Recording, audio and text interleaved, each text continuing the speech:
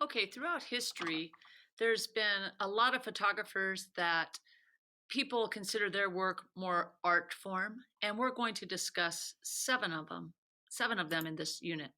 The first one is Felipe Halsman. Felipe was a gentleman that got very frustrated with his work. He was just so particular. He never settled for anything but perfect. And, he really, really worked hard at his photography. His first major success was an advertisement for Victory Red lipstick, and that was pretty cool. Um, he did follow 6 rules of photography while he worked, and they're not necessarily all the rules that we follow. Let's just kind of look at them. This is one of his photos, and there's lots going on here, and especially the jumping. So let's quick look at his 6 rules. He said, be straightforward to create a strong photo, use light, angle, and composition in a non-conventional way, so something different. Add something strange, unusual, and out of place to the photo to attract the viewer's attention. Well, there's flying cats, there's things breaking, there's chairs in the air, things like that.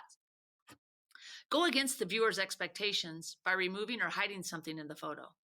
Combine all of that to make the photo even more unusual. Show the subject as clearly as possible to illustrate the message. So those were Felipe Halsman's 6 rules that he followed. And if you notice here, he was considered one of the world's 10 greatest photographers by Popular Photography magazine back in 1961.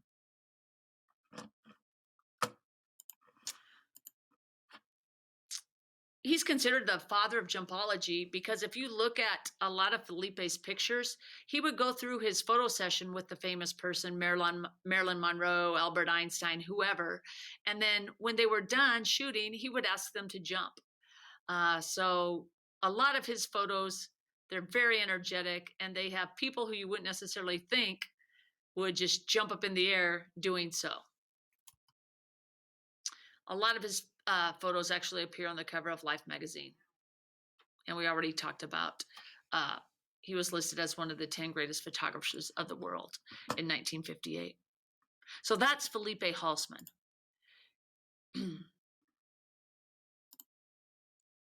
Here are some of Felipe's pictures. He's not jumping there, but I think he did have him jump. That was the Victory Red lipstick ad. Voila, Felipe Halsman.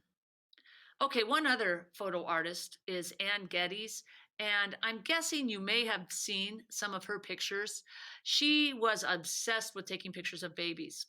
And if you Google Anne Geddes, you will see that almost every picture you find is of a baby or of a pregnant woman who she also took photos of. She made billions of dollars off calendars and books that she would sell. She's still very popular today.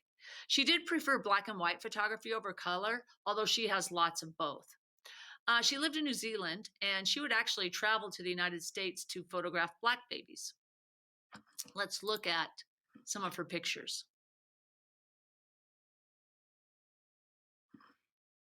So that was Anne Geddes.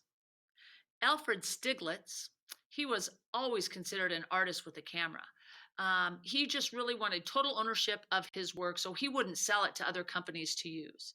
Some of his most famous pictures came when he went on his honeymoon with his wife in Europe, and that was actually Georgia O'Keeffe, who he fell in love with, and she's in a lot of his pictures. He actually worked himself to exhaustion, suffering 8 heart attacks in his lifetime. He's referred to as a father of modern photography. There's some of his pictures. This is Georgia O'Keeffe right here, and this might be too. Henry Cartier-Bresson is considered the father of modern photojournalism. He really worked hard at developing street photography. He would walk the streets, find people that would make interesting subjects, and he would stop them and ask them if he could photograph them.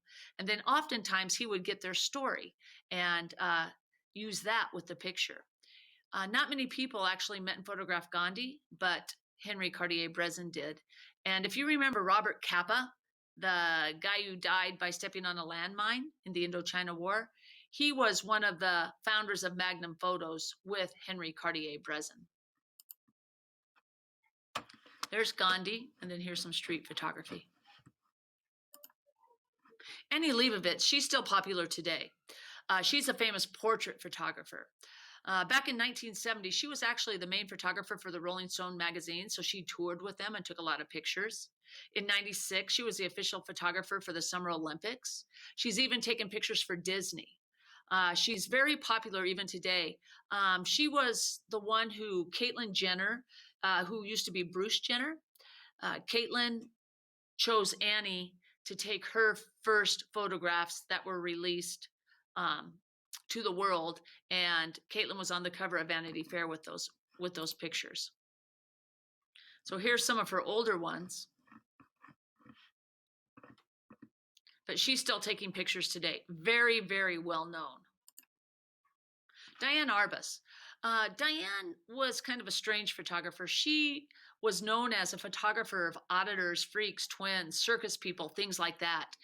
She started out advertising fashion with her husband, and she taught photography actually at Parsons School of Design, but she was most noted for her pictures of the people who were considered oddities and freaks.